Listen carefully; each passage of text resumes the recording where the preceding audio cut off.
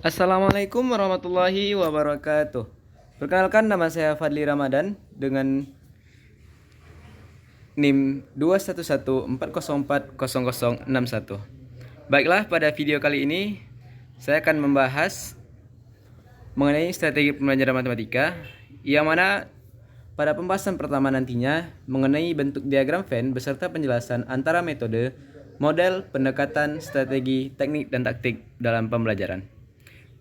Hal kedua yang akan kita bahas nantinya yaitu 3 teori tingkah laku dan juga 3 teori kognitifnya beserta aplikasinya dalam pembelajaran matematika. Dalam hal ketiga yaitu semua komponen kemampuan dasar mengajar, dan nanti akan kita jelaskan dua atau sebagainya. Yang keempat akan kita pelajari nanti yaitu perbedaan antara pendekatan pemecahan masalah dan pendekatan open-ended. Dan hal kelima yang akan kita pelajari nantinya yaitu rancangan pembelajaran dengan konstruktivisme. Baiklah, kita masuki pada yang pertama yaitu diagram Venn mengenai hubungan antara model, pendekatan, strategi, metode, teknik, dan taktik beserta penjelasannya. Baiklah, mungkin dapat dilihat jelas yang mana di sini model, pendekatan, strategi, metode, teknik, dan taktik itu sangat berhubungan sekali. Yang mana di sini dijelaskan bahwasanya model merupakan konsep pembelajaran yang tergambar dari awal sampai akhir proses pembelajaran. Jadi model ini merupakan proses yang mana dari awal masuk sampai akhir nantinya saat ujian akhir. Untuk yang pembahasan kedua yaitu pendekatan. Pendekatan merupakan cara pendidik dalam mengajarkan atau menyesuaikan pembelajaran yang mendasar kepada model pembelajaran. Untuk yang ketiga, yaitu strategi. Strategi merupakan cara mengimplementasikan strategi pendekatan sesuai dengan model pembelajaran yang telah dirancang tadi. Untuk berikutnya yaitu metode dan teknik, merupakan suatu cara yang akan menjamin peserta didik mencapai tujuan pembelajaran. Untuk yang terakhir yaitu taktik. Taktik merupakan gaya seorang pendidik dalam melaksanakan metode pembelajaran. Baiklah, berikutnya kita masuki kepada pembahasan yang kedua, yaitu yang pertamanya 3 teori tingkah laku dan aplikasinya dalam pembelajaran matematika. Yang pertama yaitu ada teori Thorndike, yang mana isi teorinya pendidik harus memberikan pujian kepada peserta didik agar peserta didik lebih percaya diri. Contoh pengaplikasiannya dalam pembelajaran matematika, misalnya pendidik memberikan soal di papan tulis, setelah itu diminta peserta didik maju untuk mengerjakan soal tersebut. Ketika peserta didik tersebut berhasil menjawab soal, berdasarkan teori ini, maka pendidik harus memberikan pujian. Untuk teori berikutnya yaitu teori Skinner, yang mana isi teorinya, pendidik harus hendaknya memberikan hukuman atau ganjaran dari yang dilakukan oleh peserta didik. Pengaplikasiannya dalam pembelajaran matematika yaitu memberikan waktu refreshing kepada peserta didik setelah berhasil membuat suatu permasalahan atau menyelesaikan persoalan yang diberikan. Teori yang ketiga yaitu teori Ausubel, yang mana isi teorinya yaitu pentingnya belajar bermakna dan pentingnya pengulangan.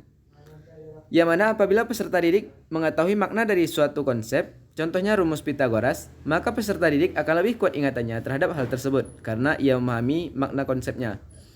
Adapun pentingnya pengulangan adalah agar terbiasa sehingga peserta didik lebih mudah dalam memahami konsep yang telah difahami.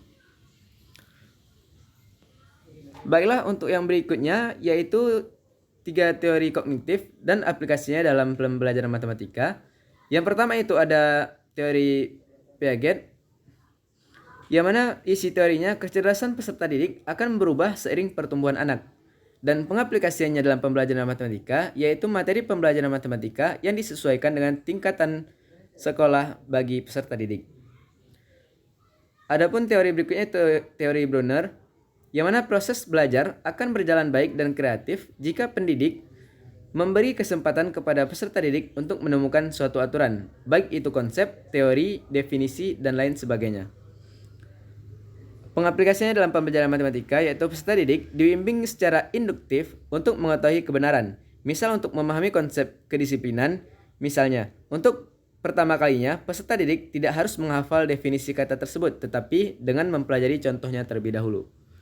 Baiklah, kita masuk kepada teori yang ketiga, yaitu teori Brownell, yang mana isi teorinya, belajar matematika harus merupakan belajar bermakna dan belajar pengertian.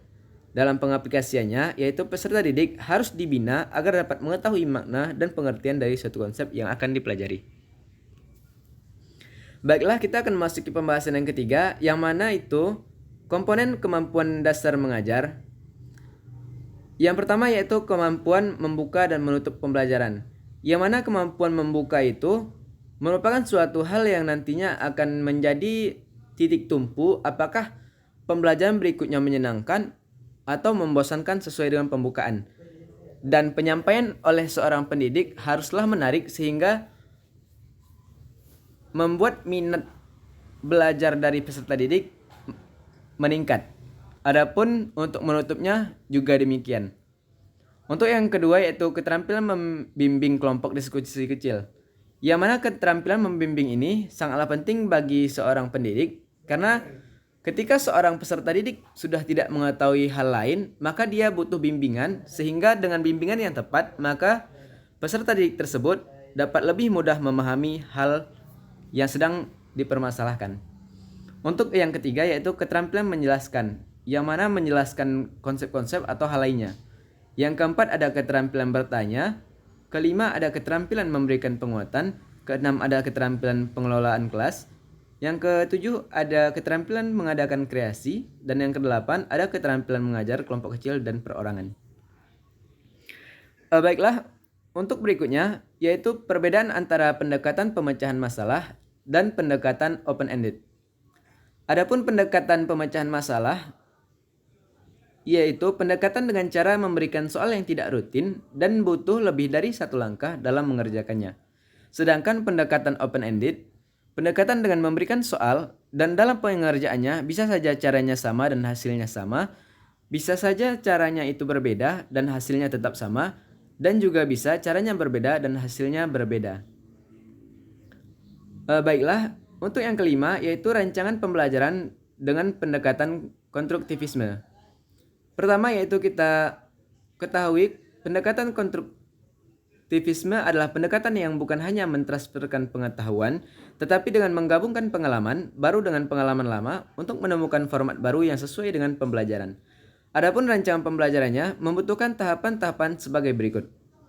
Yang pertama yaitu ada tahap persepsi, yang mana pendidik mengungkapkan konsepsi awal dan membangkitkan motivasi belajar bagi peserta didik. Yang kedua yaitu tahap eksplorasi. Peserta didik diberikan kesempatan untuk menyelidiki dan menemukan konsep melalui pengumpulan, pengorganisasian, dan penginterpretasian data dalam suatu kegiatan yang telah dirancang oleh pendidik. Yang ketiga yaitu tahap diskusi. Peserta didik memikirkan penjelasan dan solusi didasarkan pada hasil observasi. Yang terakhir yaitu tahap pengembangan, yang mana pendidik berusaha menciptakan iklim yang memungkinkan peserta didik dapat mengaplikasikan pemahaman kontekstual.